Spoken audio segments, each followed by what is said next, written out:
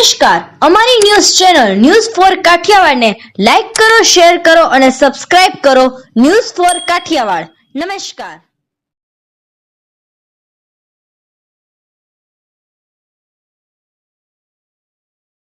13 વર્ષથી ગુરુદેવોના આશીર્વાદથી અન્નક્ષેત્ર ચલાવતા નરેન્દ્ર બાપુ ચોટીલા શ્રી આપાગીગાના ઓટલે ગુરુપૂર્ણિમા ઉત્સવની ઉજવણી કરવામાં આવી.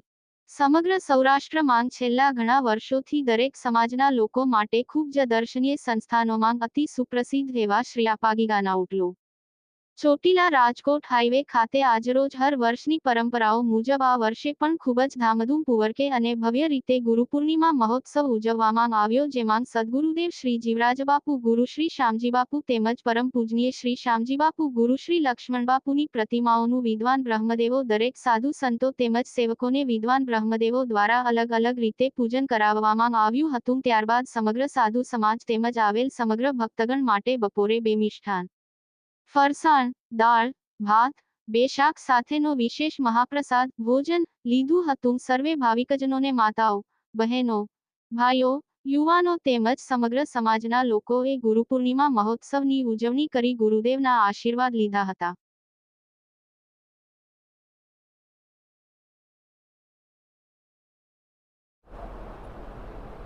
આજે શ્રી આપાગીગાના ઓટલે ગુરુ પૂર્ણિમા મહોત્સવની ઉજવણી નિમિત્તે સર્વે શ્રદ્ધાળુઓ, ભક્તો, સાધુ સંતો જે પધાર્યા છે તેઓનો અમે ખૂબ ખૂબ હૃદયપૂર્વકનો આભાર માનીએ છીએ. ગુરુર બ્રહ્મા ગુરુર વિષ્ણુ ગુરુદેવો મહેશ્વરાય ગુરુર સાક્ષાત પરમ બ્રહ્મા તસ્મૈ શ્રી ગુરુવે નમઃ. 12 મહિનાની અંદર એક વખત ગુરુ પૂર્ણિમા મહોત્સવ એટલે આપણા પોતાના સદગુરુદેવને તન અને મનથી ભજવા માટેનું અને ગુરુદેવ શ્રીને રાજી રાખવા માટેનું પર્વ એટલે ગુરુ પૂનમ. તો આ ગુરુ પૂનમની અંદર શ્રી આપાગીગાના ઓટલા દ્વારા અમારી જે પરંપરા કે જે અહીંયાથી જ શરૂ થયેલી છે, અમારી પરંપરા અહીંથી શરૂ થઈ છે. ગુરુ ગેબીનાથની આ પરંપરા છે.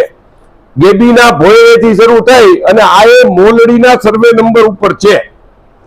એટલે આ મોલડીનો અહીંયા દાન મહારાજ ગાયું ચારતા, અહીંયા આગળ લીમડો હતો, આ લીમડે બધા બેસતા ને અહીંયા દાન મહારાજ ગાયું ચારતા.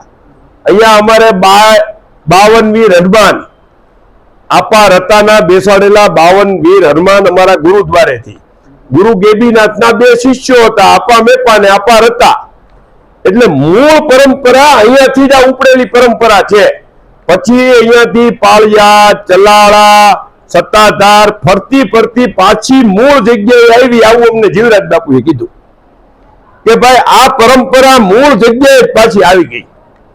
એટલે જીવરાજ બાપુ, મારા સદગુરુદેવ, મારા દાદા ગુરુ શામજી બાપુ, લક્ષ્મણ બાપુ, રામ બાપુ, હરિબાપુ, કરમણ બાપુ અને દાદા અને આપાગીગા, એટલે મૂળ પરંપરાનું વહન કરવું એ અમારી જવાબદારીઓ છે.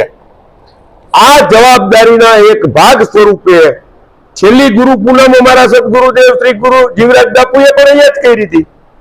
તો ઈ પરંપરા એટલે સત્યના માર્ગે ચાલવું, માનવતાવાદી પ્રવૃત્તિઓને સાથે લઈને ચાલવું, સેવા પૂજાઓ કરવી, દુખિયા લોકો હોય એમને આપણીથી જે કઈ થાય એ મદદ, આર્થિક મદદ કરવી. જીવરાજ બાપુ કહેતા કે ભાઈ જે કોઈ ગરીબ ગુરબા હોય એને તમારીથી પુગાઈએ આપવું અને રોટલો ચલાવવો. એટલે છેલ્લા 12 વર્ષથી પણ વધારે સમયથી 1/6/2014 ના રોજ જીવરાજ બાપુએ મારી તિલક વિધિ કરી હતી. એ પહેલા પણ 2 વર્ષથી આ આપાગીગા ઓટલાનું નિર્માણ અમારા પરમ પૂજનીય ગુરુદેવ શ્રી જીવરાજ બાપુ દ્વારા કરવામાં આવ્યું છે. અને સંપૂર્ણપણે અમારી જે ગુરુ પરંપરા રહી એ પરંપરાની જે મર્યાદાઓ છે એ મર્યાદાઓની અંદર સંપૂર્ણપણે ચાલવાનો અમારો પ્રયત્ન છે. અને આવતા દિવસોમાં પણ આ પરંપરાનું વહન અમે જે મૂળ પરંપરા છે એની સાથે જોડીને જ કરવાના છીએ. એટલે જે લોકો પધાર્યા એમનો ખૂબ ખૂબ આભાર. અને ગુરુ પૂનમ એટલે આપણે સૌ જાણીએ છીએ, ગુરુ ગોવિંદ દોનો ખડે અને કિસકો લાગુ પાય, गुरु गोविंद दोनों खड़े अरे किसको लागू पाए, बलिहारी गुरुदेव की जो गोविंद लियो जाए। એટલે કે તમારા સદગુરુદેવ તમને ભગવાન સુધી પહોંચાડે છે, ભગવાન સુધી લઈ જાય છે। એ ગુરુ પૂર્ણિમાના પર્વ નિમિત્તે આજે અમારીથી જે કાંઈ થાય એ નાના મોટા કાલાવેલા પરમ પૂજ્ય ગુરુદેવના ચરણોમાં માં બહુચરાજી, ભોળોનાથ અને દ્વારકાધીશ જે છે અને બ્રહ્મા વિષ્ણુ મહેશ એમના સાનિધ્યમાં રહી અને અહીંયા નાનકડો એવો પ્રયત્ન દર વર્ષે બાપુએ અમને જીવરાજ બાપુએ કીધું હતું કે હવે દર વર્ષે બધા તહેવારો અહીંયા ઉજવવાના અને બાપુએ પોતે પણ અહીંયા છેલ્લે ગુરુ પૂનમ ઉજવી હતી એના અનુસંધાને હવે દર વર્ષે અહીંયા ગુરુ પૂનમ ઉજવવામાં આવે છે। અસ્તુ સદગુરુદેવ શ્રી જીવરાજ બાપુની જય, આપા ગીગાની જય।